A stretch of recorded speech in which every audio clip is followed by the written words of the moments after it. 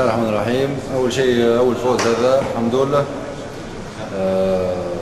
فريق الشمال يعني مو فريق سيء، احنا لعبنا بإمكانياتنا، أدينا اللي علينا والحمد لله فزنا. بدأت تجد نفسك بهذا الفريق؟ الحمد لله تأقلمنا، يعني صار لي يمكن شهرين في الفريق، يعني لازم نتأقلم وربي يوفق.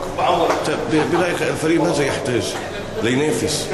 انت كنت بفريق الجيش وتعرف، انت كنت بفريق كبير كمان الجيش، ما انه سهل. محتاجين يعني اكثر مباريات، اكثر تمارين، اكثر يعني تدريب، والله يوفقنا.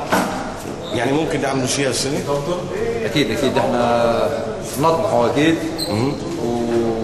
وليش لا يعني نسوي شيء يعني في كاس الاتحاد او في اي بطوله ثانيه. تحدي جديد لك ها؟ تحدي جديد هذا على الاحتراف، وان شاء الله من حسن الى احسن. مأمون بن سعد، شكرا جزيلا.